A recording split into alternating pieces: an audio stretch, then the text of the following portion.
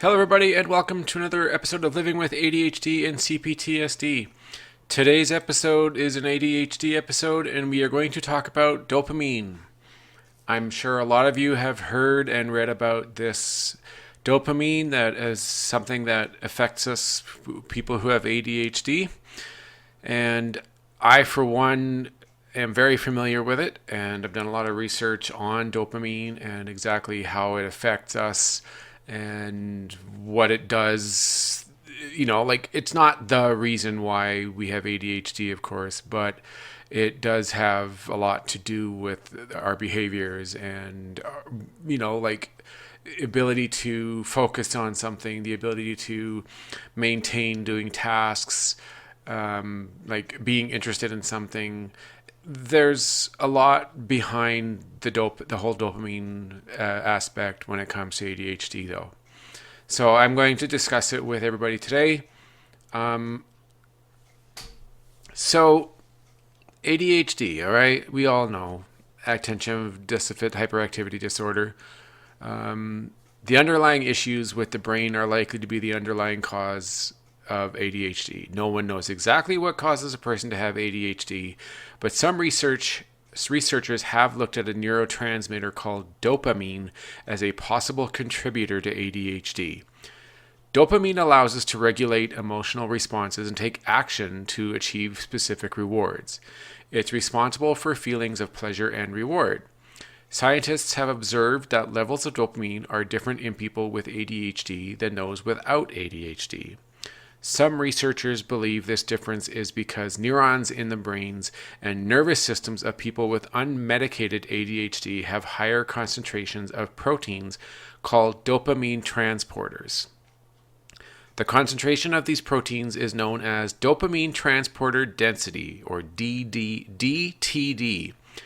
A higher DTD results in a lowering of dopamine levels in the brain, which may be a risk factor for ADHD. Just because someone has high levels of DTD, however, does not mean they have ADHD. Doctors will typically use a holistic review to make a formal diagnosis. Many medications for treating ADHD work by increasing dopamine and stimulating focus. These medications are typically stimulants. They include amphetamines, such as amphetamine, dextroamphetamine, or Adderall, or methylphenidate, Concerta, Ritalin. These medications increase dopamine levels in the brain by targeting dopamine transporters and increasing dopamine levels. Some people believe that taking a high dosage of these medications will lead to greater focus and attention. This is not true. If your dopamine levels are too high, this can make it difficult to focus. Scientists have been studying the link between dopamine transporters and ADHD symptoms. However, other research suggests that structural changes in the brain may also play a role in ADHD. According to the DNA Learning Center, a small study in 16 children and adolescents with ADHD found that medications that increase the availability of dopamine in the brain lead to the inhibition of the motor cortex, the brain region that controls voluntary movement. This effect was more significant in children with genetic variation called DAT1, which is a gene that usually increases the activity of dopamine transporters. These results suggest that genetic factors that affect dopamine transporters may play a role in the development of ADHD. The DNA Learning Center also reported on another study that compared the MRI brain scans of children with and without ADHD. The researchers that found that the children with ADHD had a thinner cortex in the areas of the brain responsible for attention control. The researchers behind a small 2013 study found that methylphenidate, Ritalin, increased dopamine levels in the brain and improved attention in adults both with and without ADHD. They also observed that both groups of participants had an equivalent availability of dopamine receptors in the brain. They concluded that their results suggest that dopamine dysregulation is unlikely to be the leading cause of ADHD in adults. In a study from a 2015 trusted source, Researchers identified an association between genetic changes in the DAT1 gene and mood instability in healthy adults. Mood instability tends to be a persistent symptom in people with ADHD.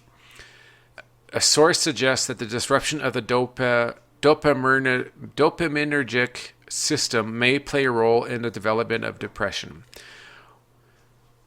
One of the many consequences of reduced dopamine in the synapses is that the significance of tasks is decreased.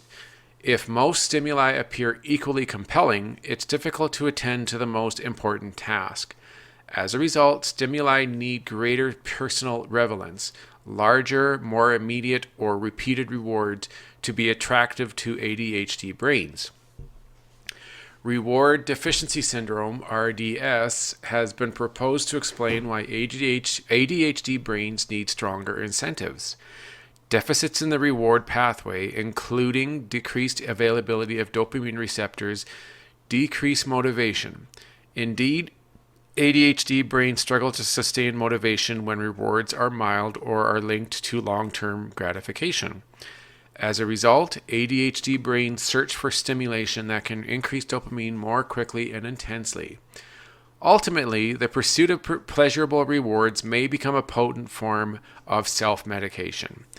In fact, dependent brains exhibit similar dysregulation of the dopamine reward system.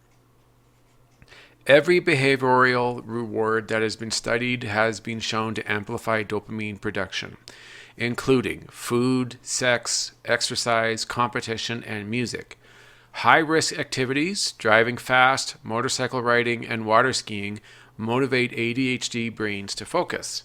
Some extreme activities, like daring ski jumps, skydiving, or taking fast-acting street drugs, elicit a dopamine spike, the brain's most intense reward. Some ADHD brains have benefited from the greater dopamine involvement that is intrinsic to high-intensity, high-risk careers, like those of emergency medical technicians, firefighters, and ER doctors. However, nicotine, caffeine, alcohol, opiates, risky sex, pornography, gambling, physical risk-taking, reckless driving, and compulsive buying increase dopamine even more. In fact, all the substances or behaviors that can ultimately result in dependencies have the ability to increase the release of impulse-reinforcing dopamine and reduce the impulse-inhibiting effects of serotonin. The search for stimulation. So ADHD brains are highly motivated to find that unique balance of stimulation that enables optimal functioning. Whether ADHD brains overreact or underreact to the stimuli at hand, they rarely engage with moderate stimulation that falls in the gray area. ADHD brains tend to respond at one end of the continuum in most, but not all, areas of functioning. These opposite routes to the same goal explain how a high-energy, outgoing, talkative, oversubscribed individual and a shy, low-energy, passive, and withdrawn individual can each have an ADHD brain. For some ADHD brains, optimal functioning involves augmenting the existing stimulation, seeking louder, faster, bigger, funnier, and riskier. The more intense, the better. Boredom is a common complaint for the owners of these brains. For them, it is physiologically uncomfortable when their under-aroused brains struggle to engage with their environment. In fact, in mundane, low-stimulation situations, these restless brains may compel their owners to increase the intensity level with fidgeting, noise, laughter, or conflict, if there is no other route to high stimulation available. These more impulsive ADHD brains have their own logic. If some stimulation is good, more is better. This is the signature short-sighted philosophy of brains compelled to choose immediate rewards over long-term gratification. All right. So, on a personal scale, this is all too familiar for me. I get bored a lot. And when I'm, let's say, watching a television program or a movie, if if the movie's really not all that engaging, like if it's kind of engaging, or if it's like fun but it's not like keeping you on the edge of of your seat kind of engagement, I tend to get bored. And honestly, what I end up doing is I end up grabbing my cell phone and my tablet at the same time, and I'll have those both going. I know it's crazy. To a neurotypical person, I can't imagine being able to that they'd be able to have three things going on at once and being able to pay attention. Now the irritating part is that it's difficult for me to pay attention to the movie. I end up missing most of it or quite a bit of it because of the fact that I'm distracted. Like I'm so not into it enough that I've got my tablet on and I'm looking and going, excuse me. Oh, I apologize for the yawn. Going through multiple doing all sorts of things on the tablet, like going different apps, being online, looking at information, going into forums, and then on my phone doing the same thing. So I'm unsuccessfully multitasking while watching the movie. And that's because I'm not getting any kind of dopamine hit in my head. It's quite easy, to be honest, to happen. Thankfully, like, I don't smoke. I do drink like one coffee, sometimes two in a day. I only have a small glass of alcohol, maybe, well, 3 times a week, I guess you could say. I don't do drugs. I definitely don't do risky sex. I do have to say that I am into pornography, and I'm not much of a gambler. I guess the dopamine hit for me is more to do with solving and resolving curiosity. Like I have a high level of curiosity. I love researching. I love finding stuff like online that is really interesting to me, that that resolves it, like that makes me feel like I'm enjoying myself, right? Like sitting down and having a conversation with a person, unless the topic is really, really interesting, like, and the topics could be things like sports, certain movies, like history, like hockey, football. There are a number of things that to me are really interesting, like drawing, art. Talking about ADHD is really exciting and really drives the dopamine levels in my brain. But talking about stuff that isn't necessarily related to it can more often than not, I get bored of the conversation shortly after. I do have a really good ability to stay involved in a conversation, but my brain is constantly being pulled away. And then what it does is it starts to create this whole, like, in my mind, with this feeling of, okay, I got to get out of this conversation. I got to do something that is exciting, that is fun. I'm bored with this whole thing, right? And it does happen quite often when I'm involved in conversations with some people. And things like getting easily distracted because there's no dopamine in my brain, that's like the levels are super low. I'm constantly trying to find something to cure that or to increase that dopamine level. I have a friend whose boyfriend was always looking for dopamine hits, like addicted to it. Dopamine hit for everything. Like there was not enough stimulation in his brain and he needed to have a dopamine hit all the time. Like driving a motorcycle or a dirt bike, for example, like that's going out onto the hills and into the mountains or onto dirt roads and going through the forest with all the ups and the downs and going through the very narrow pathways is creating a dopamine hit. It's getting excitement, that reward, right? Like that feeling that you like you're enjoying this. It's a reward that makes you want to do it again. And it's so similar to things like doing drugs. Like I don't necessarily have, of course, any experience with that, so I can't necessarily say or agree to that. But based on research that I've seen, a lot of people are needing that hit, right? So they do, if the typical things that they are at one time were finding it exciting enough to get a dopamine hit, eventually they were running out of that. It wasn't affecting them anymore. It's like your brain gets used to it, and it takes more and more to create that same sort of dopamine rush or that increased level, so that you can feel that feeling that you get, that emotion and the reward feelings that you achieve from that dopamine level increase. And it can definitely be dangerous, as I explained earlier in the podcast. People like to do extreme activities, or they like to do dangerous activities like driving recklessly, motorcycle riding, doing things like skydiving. They need some sort of stimulation in order to feel good and feel right within their mind.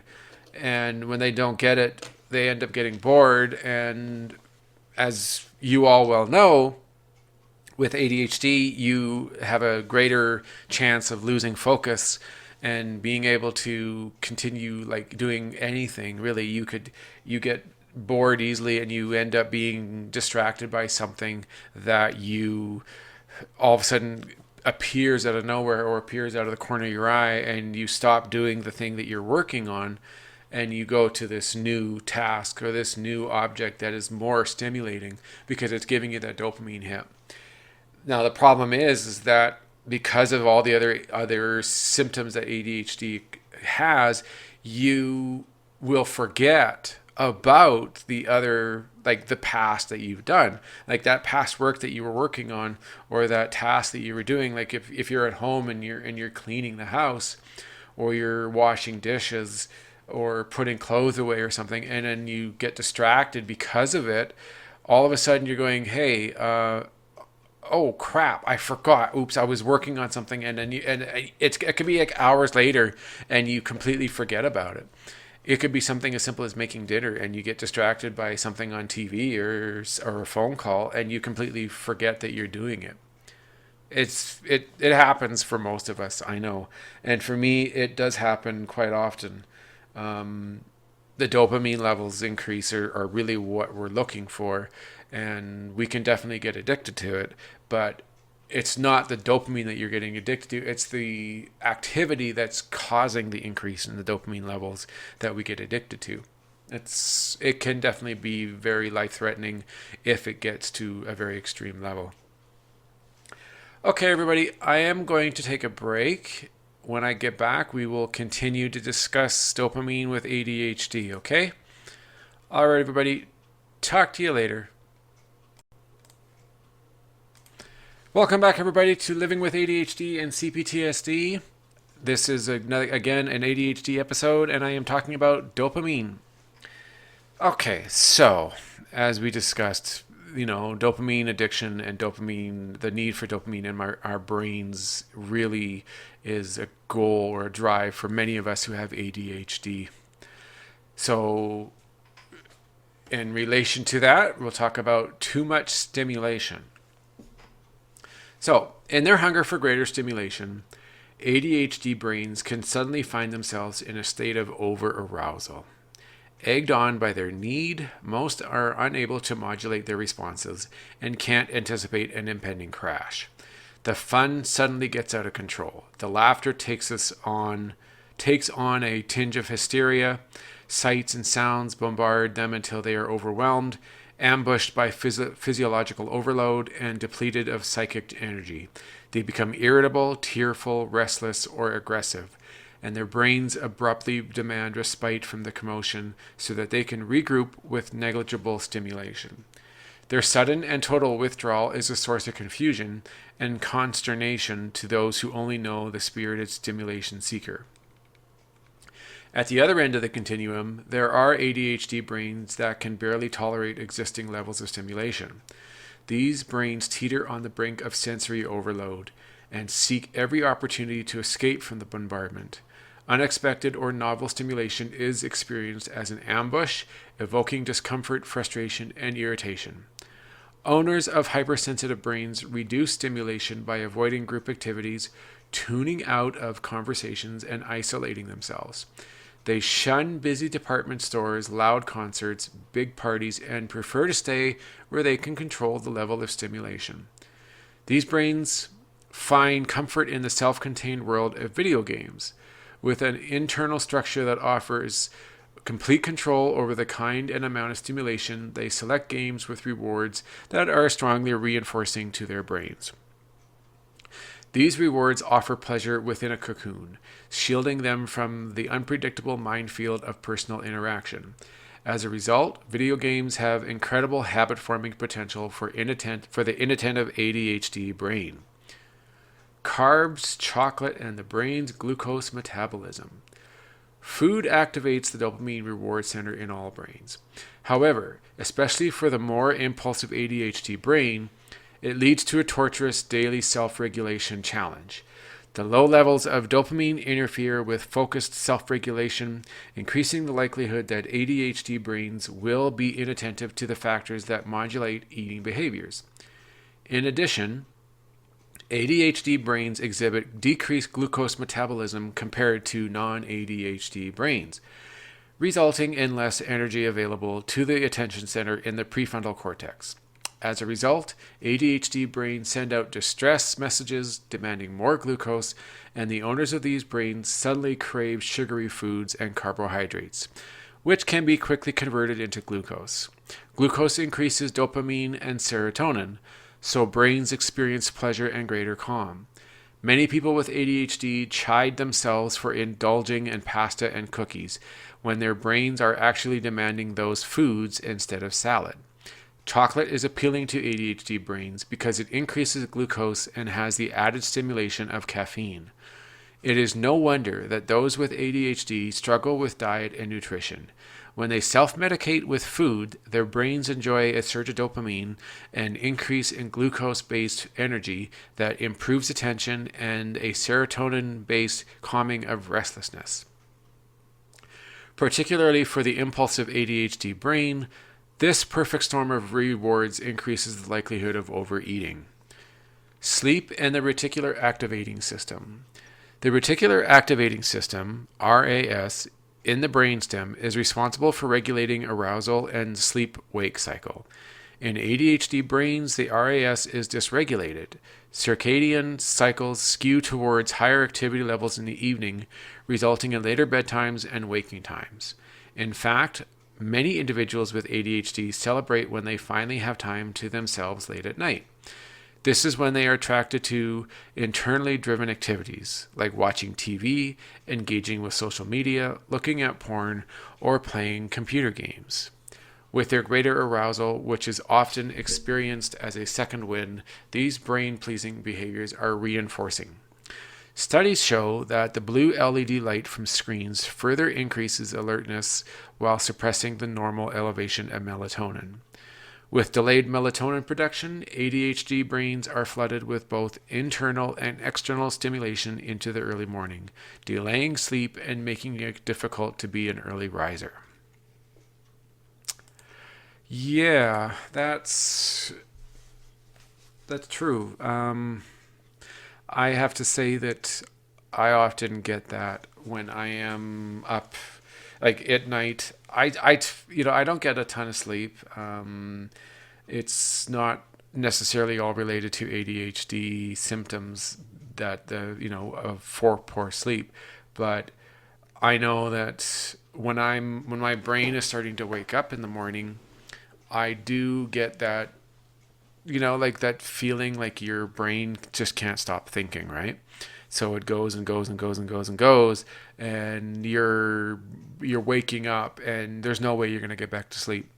But then later on in the day, I will feel like a drop, and it lasts for a while. But then in the evenings, it's like suddenly you have that. I got this like explosion of more energy and more ability to do things. And it's true, I do like being at late at night alone with myself so that I can, stimulate my brain, uh, like going on to my tablet and watching videos or reading up on the news, or getting updated on social events, going onto social media like Facebook or Twitter, or YouTube, right? Like it happens, and it's really exciting, and it does cause at times difficulties getting to sleep at night, which is kind of frustrating because I'm trying to get a decent night's sleep. I do go to bed at a decent time most nights, and I wake up roughly about 7.5 to 8 hours after, but I'm not necessarily sleeping the whole time. And a lot of it is pretty much because when I do wake up, like I'm laying there and I'm half awake, and eventually the brain will start to go, and it is virtually impossible to get back to sleep once that is started. So that it's really an intense situation, and without medication there is no way to really control that. Now, it's the whole idea of taking the medication to increase the dopamine. Like there's some medications, like the stimulant medications, have been said to increase the stimulation in the mind, whereas there is a non-stimulant medication out there that it increases the ability for the brain to absorb dopamine, because some ADHD brains don't have the ability to take much, it's such a low amount that it's almost like it gets wasted, right? Because your brain can only absorb so much, and the stimulation, so you're not getting the proper amount of dopamine, and you're not like you're on and you're going for a short period of time, and then you suddenly are just done. Like you no longer feel that same desire to continue doing what you're doing. You are suddenly getting bored and you're losing interest, and then you're going to get easily distracted just like that. And I know that it happens for me often, and it's true. Like I do have this craving for foods that that increase the stimulation for in that area, the dopamine neurotransmitters, and you do get that satisfaction. Like you eat the chocolate, or there's certain candies that have a sugar, the sugar inside, that when it gets into your system you feel that sense of satisfaction, like it's a reward, right? And it's not healthy, because it first off, too much sugar is definitely not good for the body. It gives you that. It's like in a way, yeah, it is like an addiction to that, because you eat sugary foods, your brain wants it more often, right? So there's that large craving to eat more food that has sugar in it, and so you do, unless you're able to control it, which for people with ADHD is extremely difficult, obviously, you will most likely develop an eating disorder where you eat too much, like you overeat and you start gaining weight, and you can affect your health, like you can affect the ability, like your organ health and your brain health, and you're more likely to develop diseases and problems with the brain because of it. So you have to really be careful with how you eat, and what you eat, with and reducing or eliminating the sugar, in order to, like, I know that it's tough, and I'm sure a lot of you out there have this situation where you do eat a lot of sugar-related foods, candies, chocolates, and you get that dopamine hit, and you feel that satisfaction from the food that you're eating, which is, well, clearly is not healthy. But I get that it's a thing that your brain is doing that makes it very difficult to control and to regulate. And it's the whole thing with it is not good. Like, let's just put it this way. Because of the lack of dopamine, and you feel it, right? Every time you get that hit, you feel the satisfaction, you feel that pleasure that you get from the dopamine, and you want it more. It's pretty clear. You want more of it because of the fact that it feels good, which is the whole point. It feels good in your mind and your body, throughout your body, and you want more of it. However you can get it, through food, through entertainment, through exercise. Like I like to get it through exercise, through video games, through movies, through extreme sports related activities. All those things lead to that increase and lead to that pleasure seeking feeling that you want when you get the dopamine hit. And when you don't get it, you're obviously feeling very irritated, and you're feeling really bored, and you're feeling really anxious because you need that in order to continue to feel good about yourself, or feel good with your body and in your mind. And when you're not getting it, it's frustrating, and it causes other problems like that are related to ADHD. You're less likely to be able to focus. Your inattentive likelihood increases a lot. You can't sit still. You fidget more often, or you either that, or you start thinking you need to find more means of getting that stimulation. You have to, and you start to realize that what you're currently doing is not enough. So you got to get more, and you got to find more, and you got to go for the larger, like the bigger hits and the more extreme pleasure in order to get that. And it can be very unhealthy for you in a dangerous way. And financially it can be bad. It can be, there's just so many ways that it can affect you in a negative way. Proper medication through a doctor or like a psychiatrist, or after getting diagnosed, and making sure it's properly regulated and you're taking the right amount, and the proper medication can definitely help with this. And it will hopefully alleviate the need for that reward, that pleasure that you get from the dopamine hit.